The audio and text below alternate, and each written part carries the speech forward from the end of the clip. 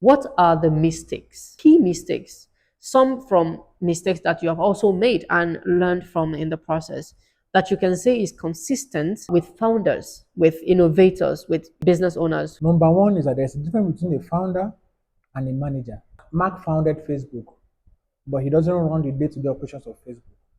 Still the CEO, but somebody acts. There's a COO that acts like the CEO in that sense.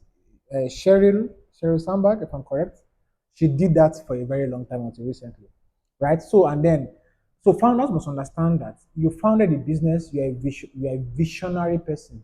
The business will outgrow you, right? If you are not evolving.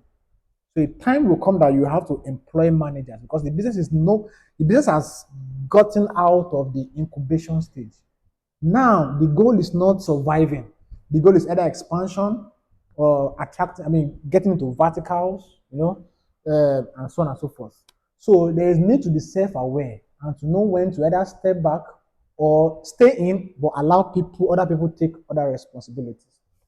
Number one. Number two, you don't have to resign to start a business. This may be unfriendly to a lot of people.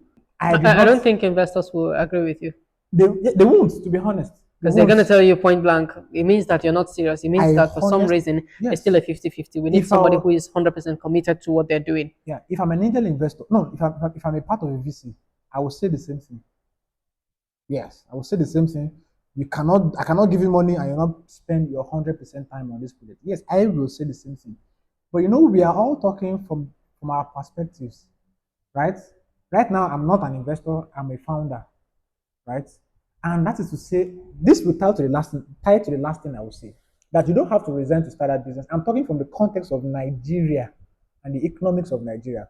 You need to eat good food to think well. I'm serious. Now, I did not suffer this because I never really had a job.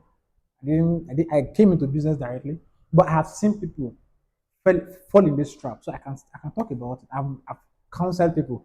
You don't have to resign. Yes, if you are a trust fund baby in quotes and you have deep pockets around you, please resign. Spend 100% time on the idea. But if you don't, please find a way to get stability in that business. It has to be making money. It has to find market fit, right?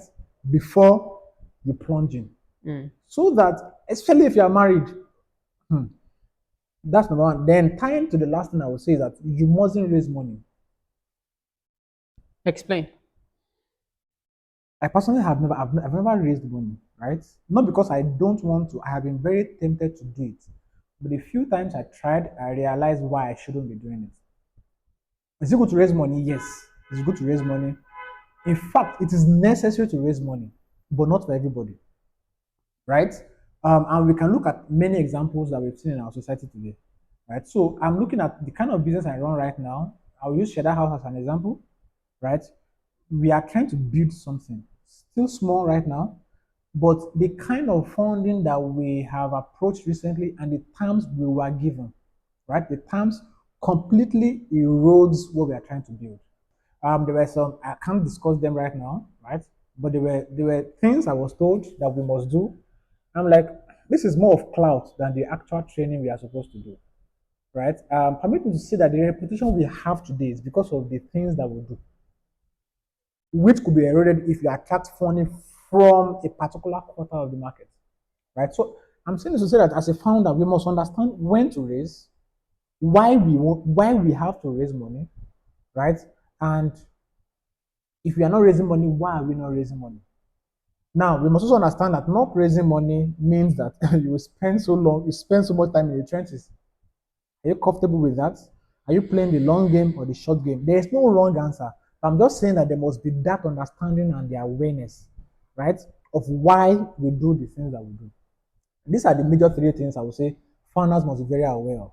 Now, I think there's a reset happening right now. Funding is not as simple as it used to be. Reality is setting in, especially in the tech space, and we are seeing the reality. So now we know who should not have raised money at the time they raised money. Because who says I won't raise money eventually? But just now, I don't have to.